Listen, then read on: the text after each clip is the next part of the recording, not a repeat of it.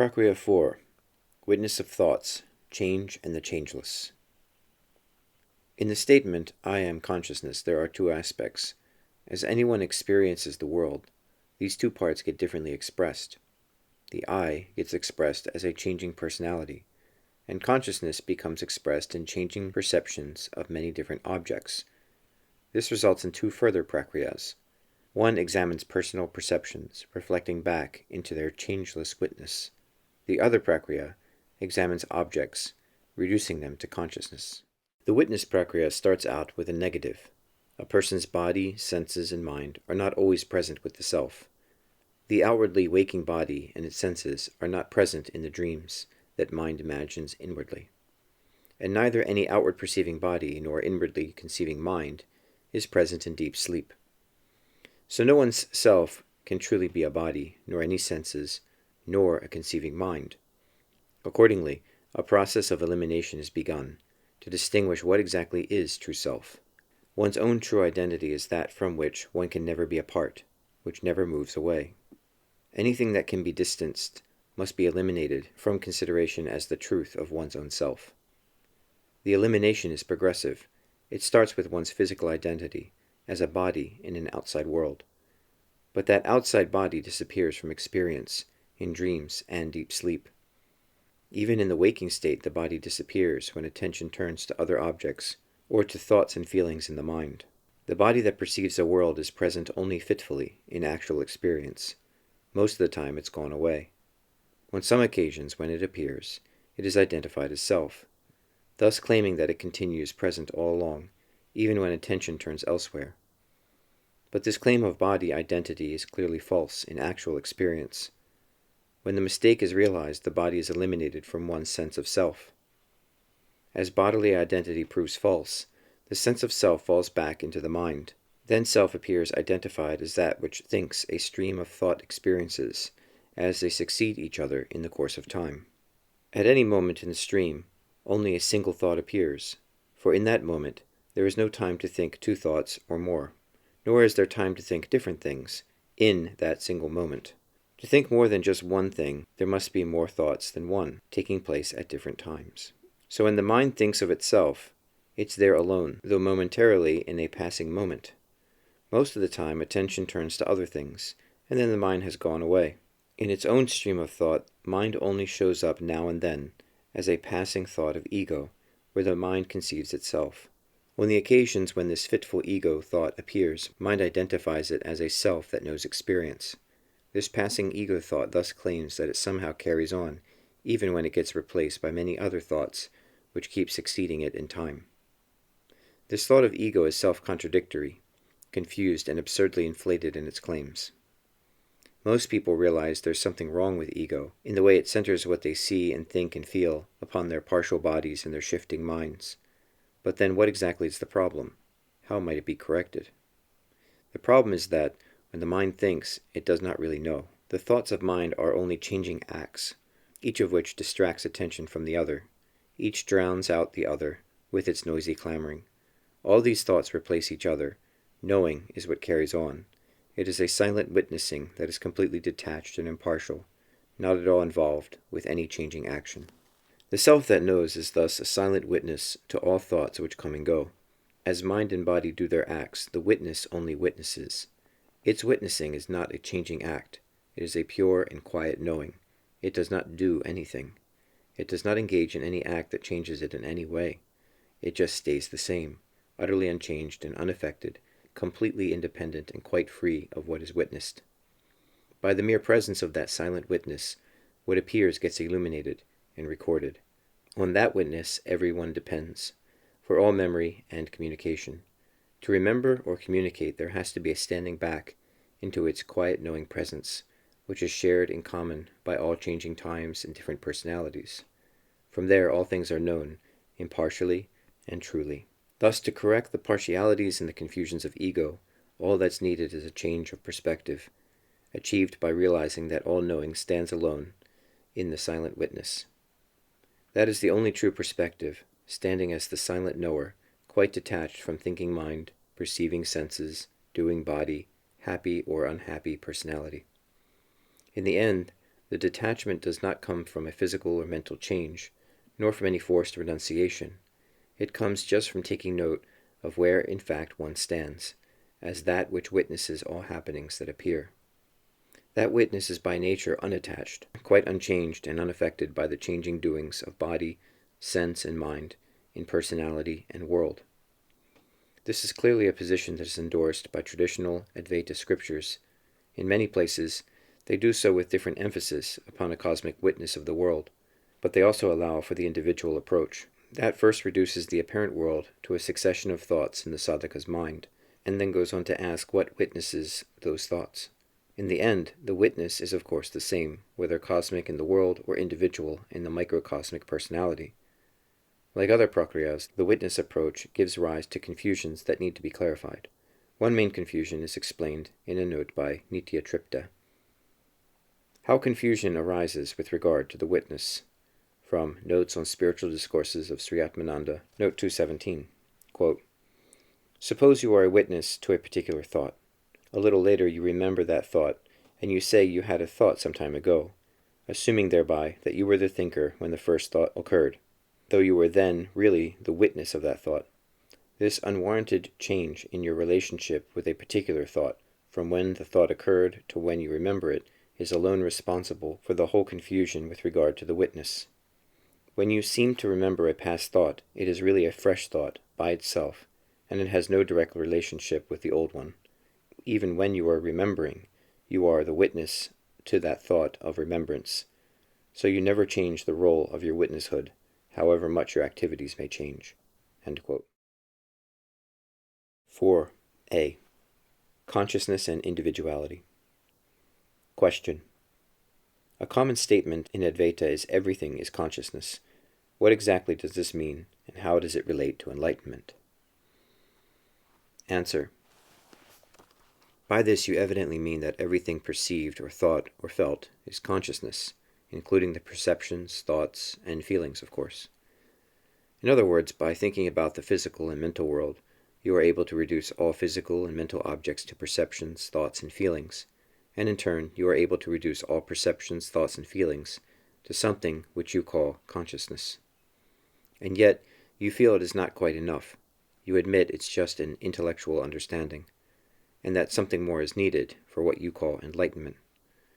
Well, if you see that everything is consciousness, then only one question can logically remain. What is consciousness itself? You conceive of consciousness as central to your understanding, but are you clear exactly what is meant by this central concept that you use? From your remaining puzzlement and dissatisfaction, evidently not. Let me try to make the question more specific. When someone is identified as a personal ego, the self that knows is identified with a limited body and a limited mind. Accordingly, by this personal identity, consciousness is identified with physical and mental activities of perception, thought, and feeling. But can it be right to identify consciousness like this? Can consciousness be rightly identified as a physical or a mental activity of any kind? Can consciousness be any kind of activity that any body or any mind may perform toward a physical or mental object? Can any kind of perceiving or thinking or feeling be equated with consciousness? In the witness Prakriya, these questions are answered in the negative. The knowing self is carefully distinguished from body and from mind. It is an undistracted and impartial consciousness that witnesses the distracted and partial activities of body, sense, and mind.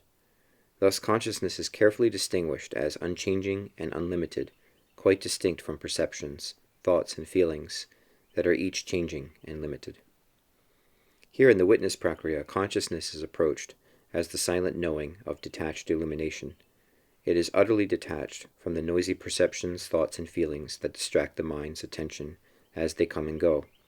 It is detached from them, though they cannot exist even for a moment when detached from it. Each one of them completely disappears, the very moment that it parts with illuminating consciousness. That's why they appear and disappear, while consciousness remains as their one reality. Even when a perception or thought or feeling comes into appearance, it is not different from consciousness, for it has then been taken into consciousness, where all seeming separation is immediately destroyed. Without consciousness, no perception, thought, or feeling could appear at all. But the moment a perception or thought or feeling comes to consciousness, it is immediately taken in and is not separate at all. So it turns out that the separation of the witness is a separation of appearance only. That very separation leads to a non-dual reality of unaffected consciousness, where no separation can remain. It's only then that consciousness is clearly realized, known exactly as it is, identical with one's own self. If the impersonal witness is not separated from the personal ego, there remains a danger in your statement that everything is consciousness.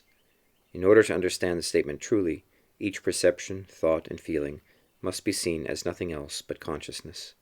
All differing perceptions, thoughts, and feelings must be reduced to consciousness.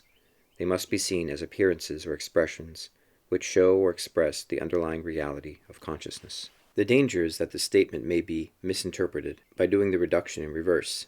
Then consciousness is falsely limited by reducing it to something that has been made up from perception, thought, and feeling.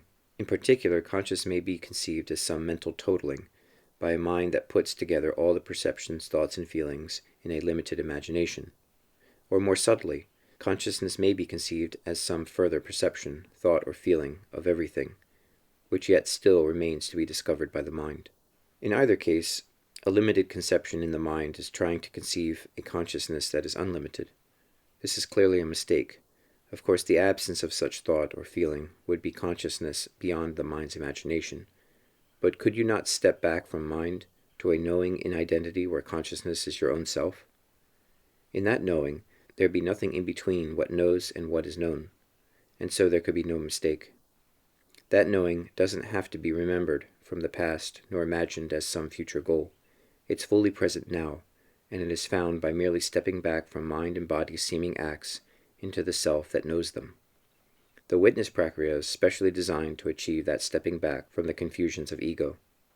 The ego's problem is that it sloppily confuses consciousness with limited appearances of perception, thought, and feeling, instead of discerning properly the true identity between them. According to Advaita, if there were none of this confusion left, you would have attained to enlightenment. If not, the witness Prakriya might help.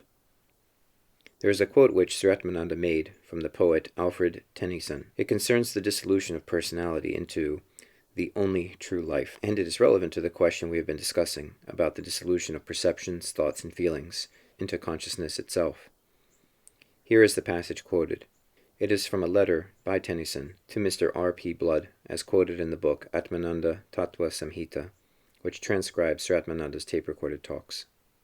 Quote, "A kind of waking trance I have frequently had, quite up from my boyhood, when I have been all alone. This has generally come upon me through repeating my own name 2 or 3 times to myself, silently, till all at once, as it were, out of the intensity of consciousness of individuality, the individuality itself seems to dissolve and fade away into boundless being. And this not a confused state, but the clearest of the clearest, the surest of the surest, the weirdest of the weirdest, utterly beyond words, where death was an almost laughable impossibility. The loss of personality, if so it were, seeming no extinction, but the only true life." End quote. Here, Tennyson describes a state which was induced by repeating his own name, the name that represents his individuality. This brought about an intensity of consciousness of individuality, and out of that intensity, the individual itself seemed to dissolve and fade away into boundless being. This boundless being is, of course, the all. In the aphorism, all is consciousness. Sri Atmananda remarked that this boundless being still has a taint in it, because it still implies a conception of some world of things that are added up into an unlimited all. There is still a sense of things found additional to consciousness, either in a world outside or brought in from elsewhere. When it is truly realized that there is nothing outside consciousness, then there cannot be anything that adds conditioning or quality of any kind to consciousness, neither by sending any influence from without, nor by being brought inside. Without any such addition, there can be no bounds or limits in consciousness, and so there can't be any sense of the boundless, or the unlimited, or the all. So according to Sri Atmananda, this boundless being is not the end of the road, but a last remaining stage of transition, with a last remaining taint that dissolves itself into the final end. The end is described when Tennyson goes on to say that this is not a confused state, but the clearest of the clearest, the surest of the surest, the weirdest of the weirdest, utterly beyond words, where death almost a laughable impossibility, the loss of personality, if so it were, seeming no extinction, but the only true life. For now the sense of a somewhat blurred all has given way to a clarity of consciousness that is completely pure, utterly beyond all dying words and conceptions, and there beyond all seeming death, its shining purity is fully positive as the only true life. When perceptions, thoughts, and feelings appear, that pure consciousness is present as their unaffected witness. Each perception, thought, or feeling is a passing and a dying appearance. It only shows for a moment, and it gives way to the next such appearance. Thus, as it dies away into disappearance, there follows instantly a timeless moment before the next appearance has arisen. In that timelessness, consciousness shines by itself as a living source from which the following appearance comes. That pure shining is the living self, the only true life, from which all seeming things burst forth into appearance. 4b. Memory and Recording. Question. I have been wondering about memory. As one looks at the events in one's life, one is aware that something has always been there, the same, aware of the event. What I can't understand is how this event is recorded, although it clearly is. Illumined, in the present moment, I can understand, but how recorded? Somehow it seems as if the concept of time enters into this, and my understanding is that knowing is not time-bound. I don't know if my question makes sense. Answer. The question makes sense all right, to me at least. It's a penetrating question, but correspondingly tough as well. It can be considered at different levels. If you want an attempt at a simple answer that concentrates on the level of knowing, just read the next paragraph and skip the following 11 paragraphs, and then go on to the last 3 paragraphs of this message. At the level of knowing, as you point out, there is no time, so there can't be any memory or recording. There is no past, nor future, nor any present that's opposed to them. There's only pure illumination by itself. That's where your question points, but the question and its ideas must dissolve completely on the way, before the timeless knowing that it targets can be reached. At the level of time-bound ideas, there is the paradox that you describe. A changeless witness quietly illuminates what happens with its ever-present light, but how can it make any recording which persists through time? When we think of memory, we usually explain it through some changing action that impresses past events upon an objective record, as for example by writing things down on a piece of paper, or by saving electronic information on a computer disk, or by impressing sensory activity and its processing electrochemically into some nervous system in our bodies and their brains. Actually, if one looks carefully at the objective records, like writing symbols on paper or making coded configurations in an electronic computer or in some more sophisticated brain, such recordings cannot solve the problem of memory, for the record has to be interpreted by mind, so as to bring a past perception, thought, or feeling into some present moment of experience. And for any such interpretation, a continuing witness is implied, shared in common by the past experience and its present recall. For words on paper or configurations in the brain to recall a memory I had in the past, the same I that is here now must also have been there in the past, witnessing what happened then and what is now recalled. There'd be no meaning in the word recall if it were not calling back to the one same witness. Where someone else's perceptions, thought, or feelings is called into mind, that isn't direct memory, but a more indirect communication, which is more dubious to interpret. If 2 different witnesses are involved, that is not properly recall or calling back, but rather calling out or calling onward from one witness to another. So we are back to the same problem. How can any changing record be made by a witness that is not at all involved in any changing act, but only stays the same? The answer is that the witness does not make the record. It only enables the record to be made by its mere presence that continues through experience.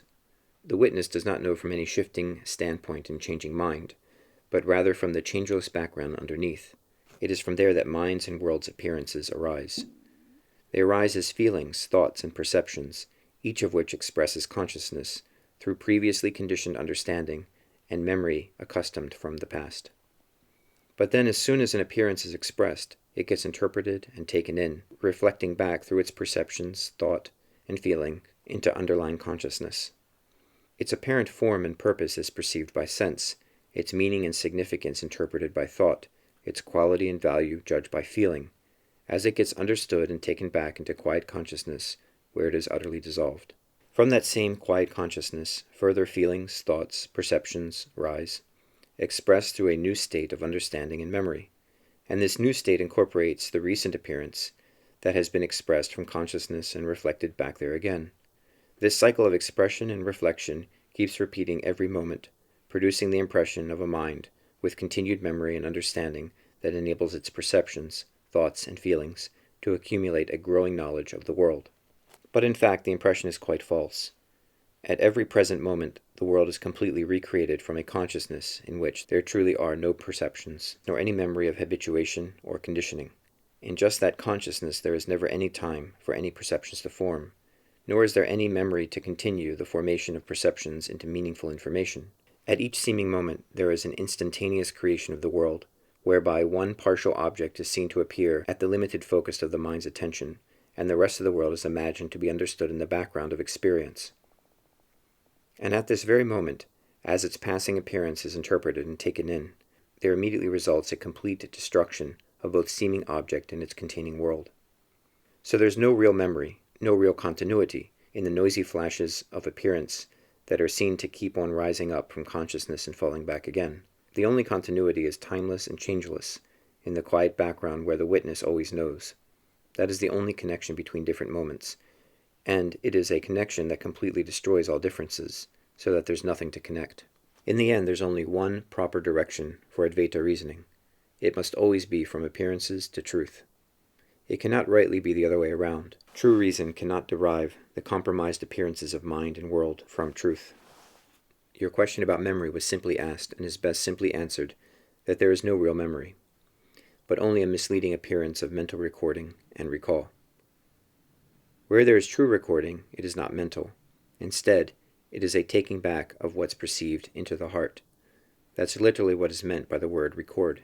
Re means back and cord means heart, related to the English cor, to the Latin cor, or cordis. So to record truly means to take what is expressed back into the heart, where all expression is dissolved in pure knowing that stays unaffected through all seeming time. That is the true recording of the silent witness. In the Purusha Prakriti distinction, the witness is the actionless consciousness of Purusha, and the appearances that come and go are the work of Prakriti, or nature. Though the witness does not act, all actions are inspired by its knowing presence. They rise from it spontaneously and naturally, expressing it in the appearances of mind and world. That arising of expressions shows appearances, which are found seen by reflecting the illumination of the witness. As illumination is reflected back, each physical and mental appearance is interpreted and taken back into consciousness. That taking in is the recording of nature's actions. For every happening or action that appears, its recording takes it all the way back down, into the depth of heart, to consciousness itself, in which all seeming action must dissolve. 4c. Lower and higher reason. In Sri Atmananda's approach of Vichara, or inquiry, he differentiates two aspects of reasoning. The basic use of reason is for questioning, not for description or explanation. Descriptive and explanatory reason is the lower reason, which is merely auxiliary, entirely subservient to the higher reason, called Vichara or VIDYA-VRITTI. In the questioning reason of Vichara, its reasoned questions are themselves the practical experiments. No further practice is prescribed to look for truth. The reasoned questioning is itself the experiment that puts ideas and theory into practice. Reason is here used to turn all questions back upon their own assumptions. When a question is turned genuinely back upon a seeker's own confused and contradictory beliefs, the seeker is then thrown into a further state where a fresh understanding is attained. This is the experiment, to find fresh understanding through the test of inquiry, and to keep on testing further until there's no confusion left to compromise what's understood. This process of inquiry proceeds through different levels. The questioning begins at a level where confusing contradictions are found mixed, through assumption and belief, into some picture of the world. By admitting to the contradictions, they are brought into the open and there seen as a mistake. The admission leads to a fresh understanding, which gives rise to a subtler picture of some deeper level. As further examination shows, As remaining examination shows remaining obscurities and conflicts, their admission leads more subtly down to deeper levels. The process cannot rightly end so long as any picturing is left, to give the impression of a pictured covering upon a background underneath. The only end can be the background in itself, where no covering remains of any level of the slightest picturing. It's only there that obscurities and conflicts end. In short, the reasoning of inquiry is a process that starts with an admission of conflicting confusion, and it proceeds by repeating the admission through a series of subtler levels, until the conflicts and confusions are completely dissolved, along with all the levels and the questioning. Each Advaita Prakriya goes through this reflective and dissolving process, including the witness and the consciousness Prakriya that we have been discussing. The witness Prakriya is like using a thorn to get rid of a thorn. The witness concept is like a big thorn, used to remove the little thorn of the petty ego. The big thorn must come out as well to achieve its purpose. But the same applies to the concept of consciousness, and to any other idea. Consciousness is also a big thorn, even bigger than the witness. It is not just the witness concept that must be utterly dissolved, in order to reach truth. So must the idea of consciousness, appearing in any form, signified by any name, intuited through any quality. In truth itself, not the slightest trace of ideation can remain. Let us look at the consciousness Prakriya, considered at its different levels. 1. At the starting level of body in an outside world, perceptions, thoughts, and feelings are physical interactions between physical objects and a physical body, with its brain and senses and other bodily systems. Perceptions, thoughts, and feelings, which we may label as A, are taken to be nothing more than objective interactions. As such, they are clearly different from subjective consciousness, which we may label as B. Here, to use our labels, A is different from B and B from A. 2. At the intermediate level of conceiving mind perceptions, thoughts and feelings are mental appearances, which come and go in a passing stream. These mental appearances have two conflicting aspects. On the one hand, when we see at the surface of the mind, they are changing acts of this mind that conceives them. As such, they are different from the consciousness that carries on beneath them, as it knows all their comings and goings. In this view of surface mind, our perceptions, thoughts, and feelings, A, are not equal to subjective consciousness, B. Thus A is not equal to B. On the other hand, when mind is more deeply considered, it is realized that each one of our perceptions, thoughts, and feelings is an expression of their underlying consciousness. Each is an appearance of that one same consciousness, which is their sole reality. In this deeper sense, each one of them is nothing other than consciousness. It's what they really are, each individually and all together. Thus, it turns out that A equals B, even though B, consciousness, was previously distinguished as different from A, perceptions, thoughts, and feelings. These conflicting aspects are inherent in the way the mind thinks of itself, which shows that there is something truly and essentially quite wrong with its self-conception. When that is fully admitted, the mind surrenders all its self-imagined ideation, and it dissolves completely in its underlying consciousness. 3. The surrender leads at last to unconflicted truth. It's only there that our perceptions, thoughts, and feelings, A, are all truly known as identical with consciousness, B, which is their own reality. It's only there that A equals B and B equals A, unreservedly. But there each one of our thoughts, perceptions, and feelings is known utterly dissolved. None of them there exists in any way that can be seen or thought or felt at all by mind. Just what that means can only be found by going there oneself. It can't be found by looking on from any armchair, but only by a merciless questioning of one's own assumptions until all trace of compromise is given up to a complete and utter dissolution in one's own reality. Question: does the word appearance imply some kind of distinction from consciousness itself? Is there a difference between consciousness and an appearance of consciousness? Answer: again, the answer depends on the level at which it is answered. At the level of surface mind, I would answer yes, a distinction is implied, and there is a difference, and that difference needs to be discerned to clarify the mind's inherent confusion of consciousness with changing appearances that this mind thinks to be different from consciousness. The mind is self-deceived and thus self-contradicting in its confusions. Only a clear discernment can sort out the mess. By discerning a persisting consciousness which underlies the passing of appearances, a sadhaka is able to reflect more deeply back into the depth of mind, right to the consciousness which stays quite unaffected at the final background. But there all appearances are taken into consciousness, where all their seeming differences are utterly dissolved. So at the final background there remains no implication, no distinction, and no difference, but there is no appearance either. Consciousness does not appear or disappear, nor is there anything in it that may appear or disappear. The word appear does not apply where consciousness is truly found. The question that was asked is thus shown up to have been misconceived by words that have been misapplied and thoughts that misconceive themselves. Accordingly, this question gets turned back upon itself, so as to clarify its own foundations. Such questions help a sadhaka by turning back so thoroughly, with such a refusal to compromise, that they at last surrender all their muddled and mistaken asking to a clear and unmistaken truth. 4d. Sri Atmananda does not use the word witness in the sense of a personally individual witness. There is a problem here with the word individual. In its original and quite essential sense, the word means indivisible, from the Latin individualis. Correctly speaking, it refers to the individual self called Atma. But it has come to be used habitually in a degraded sense, to mean personal, and hence to indicate a manifestly divisible personality. So what's often called an individual self is a personal jiva. It is a seeming jivatma. The sakshi or witness here is not completely impersonal. It is still associated with personality in a way that makes it seem different from person to person. The position here is akin to Vasishtha-Advaita and Samkhya. This is not the witness that is described in strict Advaita at the highest level of Sri Shankara's teachings. That witness is completely impersonal, according to Sri Atmananda. Just as it is the same at all different times in each person's experience, so also it is the same from person to person. Swami Madhavananda noted, although the witness is the same as Brahman, yet since it manifests as possessing the limited adjunct of the mind, it is considered to be different according to different minds. Here, if you note the words, it is considered to be different, perhaps you could see that they could be taken to indicate a difference which is not real, but only a seeming attribution according to different minds. According to Sri Atmananda, the witness is not the discerning intellect called vijnana.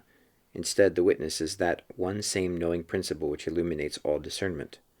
It is utterly impersonal, beneath all differences of name and form and quality. Though personalities are discerned to have different names and forms and qualities, no such difference can be discerned in the witness. There is no way of discerning the witness as different in different personalities, for this very discernment of personal differences implies a witness that stays present through their variations from person to person, just as it stays present from one moment to another. That witness is thus common to all personalities, any time and everywhere. It is the same universally, as it is individually. It is the common basis of all understanding between different persons, just as it is the common basis of all different memories and anticipations in each person's mind. That common presence of the witness is illustrated in one of Nitya Tripta's Notes on Spiritual Discourse of Sri Atmananda, note 679. Quote, Shakespeare, in his dramas, has created diverse characters of conflicting types, each with a perfection possible to perfection alone. A writer who has an individuality and character of his own can successfully depict only characters of a nature akin to his own. It is only one who stands beyond all characters, or in other words, as witness, that can be capable of such a wonderful performance as Shakespeare has done. Therefore I say that Shakespeare must have been a Jivan Mukta. End quote. And in the same book, it is explained how each one of us stands always there, as just that single witness which is common to us all. Note 13. Quote, Every perception, thought, or feeling is known by you. You are the knower of the world through the sense organs, of the sense organs through the generic mind, and of the mind with its activity or passivity by yourself alone. In all these different activities you stand out as the one knower. Actions, perceptions, thoughts, and feelings all come and go, but knowingness does not part with you, even for a moment. 4e. Knowing. Question. What do we know when we know? Is the triad the knower, knowing, and known, or is it knowing, knowing, and knowing? Does it matter whether, if everything is ultimately in consciousness, the absolute, the individual's consciousness is of an external object, or indirectly of that external object through some state of consciousness? Answer. On the status of mind and objects, Sri Atmananda's position is very clear, as summarized in Atma Darshan 3.1. An object is never known directly, but always through mind. Hence in the triad knower, knowing, known, the mind is always implied in the middle term of the triad, and it makes knowledge of an object indirect, thus distancing the known object from the self that knows. This distancing of knower and known is Dvaita, or duality. The way to Advaita is to reflect back inwards, to that which truly knows within. The outward-going mind is found to be misleading and inadequate. What it takes for knowledge isn't really knowledge in itself. Instead, it is a confusion of knowledge with ignorance, which produces a compromised and misleading appearance of truth mixed up with falsity. Not satisfied with this ongoing show of seeming knowledge through the mind, the pure sattva, or higher reason, turns back toward the self that knows. By turning back toward the self, the middle term of the triad is cut out. Knowing ceases to be indirect. It ceases to be out through mind. Instead, it stays within as the non-dual knowing of true self. There, known and knower are identical. By cutting out the middle term of dualistic mind, the triad becomes a dyad, of knower and known, with nothing in between to distance them. The dyad then collapses, of its own accord, into the truth of inmost self where no duality is known. From the standpoint of that final truth, both outside world and inner mind are unreal. The relative reality of outside world depends on inner mind, through which the world is known. Standing always in the mind, the outside world is shown to be an inner artifact, conceived inside the mind. But then, having thus no outside, the mind has no inside either. The mind turns out to be unreal and self-contradictory. It takes itself as consciousness going out to world, and that same world is never out, as mind imagines it to be. Thus consciousness does not in fact go out. The mind is self-deceived. It is an unreal show, a misleading trick of false appearances that its self-deception makes it seem to be. This position is the same as Sri Shankara's, so far as I can see. In the end, the idealist position is shown to be incorrect. Strict Advaita is not idealist, but completely realist. But paradoxically, the non-dual realism is attained by completion of the mind's idealistic dualism, where the knower is completely separated from the known, so that their confusion is eradicated utterly. There Advaita is attained. Having gone out to seeming world through self-deceiving mind, the only way of getting back to truth is to return through mind, so clarifying mind's mistake that it dissolves into that truth, where self is always found at one with reality. In relation to the present discussion about the witness and the mind, here are 3 notes from Sri Nitya Tripta's Notes on Spiritual Discourses of Sri Atmananda. What is the witness? Note 1027. Witness knowledge is pure consciousness, but mentation knowledge always appears in the form of subject-object relationship. When you stand as witness, you are in your real nature. Mentation appears in the light of the witness. The light in the mentation knowledge is itself the witness. There is no mentation in the witness. The state of the witness is the same as that of deep sleep and consciousness pure. Is not the witness only one? Note 1067. No, it is neither one nor many, but beyond both. When you say that it is only one, you stand in the mental realm as an expanded ego and consciously refer to the many. What is the significance of the 3 states? Note 1138. 1. The waking state represents diversity in all its nakedness. Realistic or materialistic philosophy is based upon the apparent reality of this state. 2. The dream state, mental state, shows that it is all the manyness of the one. The idealistic philosophers base their philosophy upon the relatively greater reality of the mind as compared with sense objects. 3. The deep sleep state. Truth alone is absolute non-duality.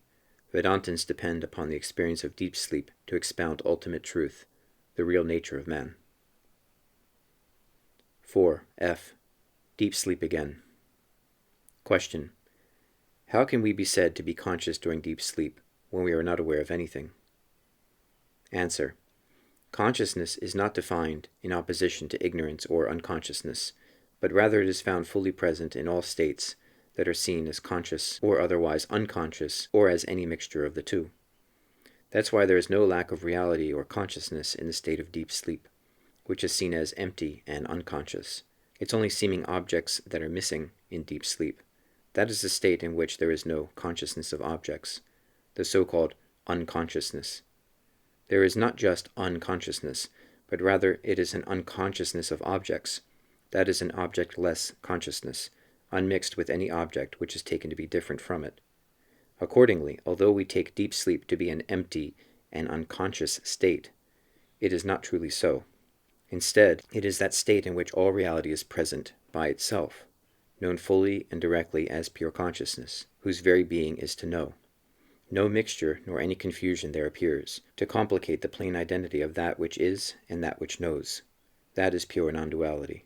In dream and waking, that simple non-duality appears in a mixed-up sort of way, as a relative existence of limited objects that seem partially known through body, sense, and mind. Thus there appear the relative existences of various different objects, and the physical and mental acts of partial knowledge that we call consciousness of objects. In short, variety is produced by the confusion of appearance, which come to be shown superimposed on that which is unmixed and non-dual.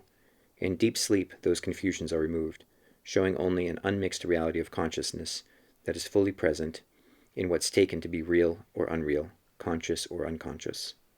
Where does karana, sharira, causal body, fit into this? Answer.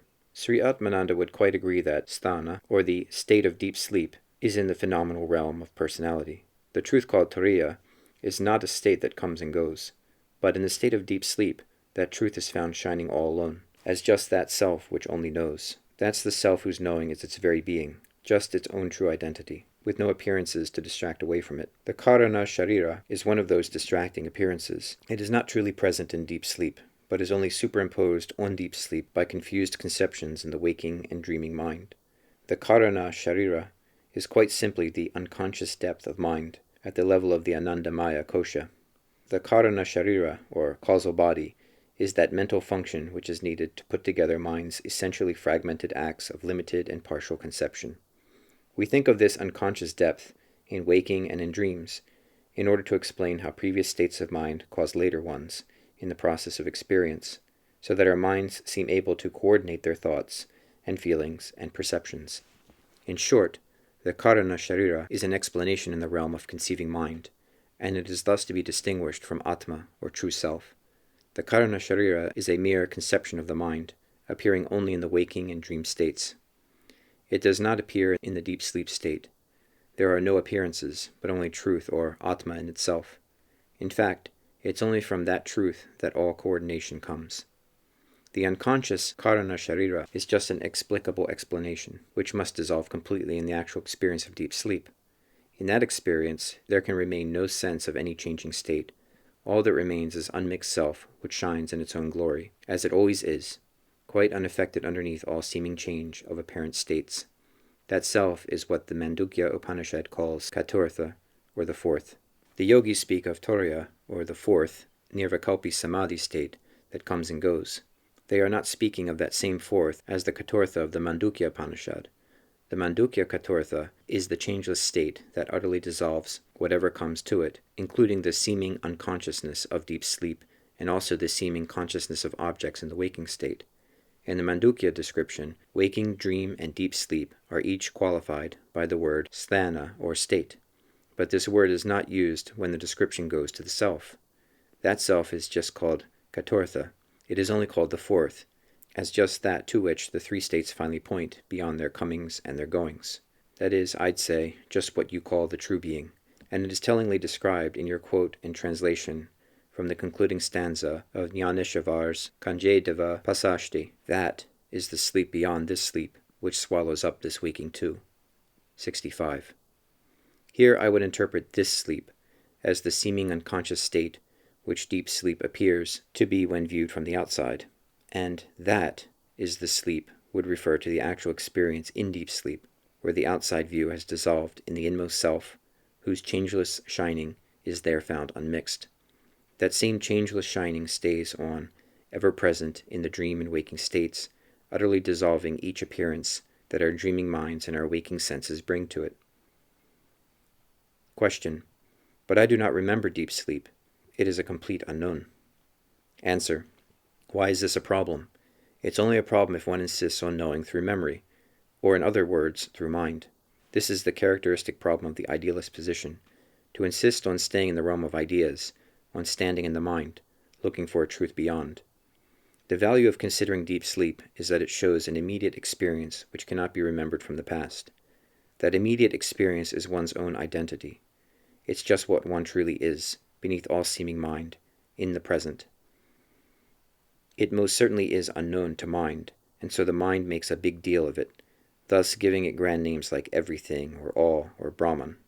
But this bigness, too, is just a mental superimposition which gives a false impression. Hence the corrective of deep sleep, where small and big and all such varied qualities are utterly dissolved.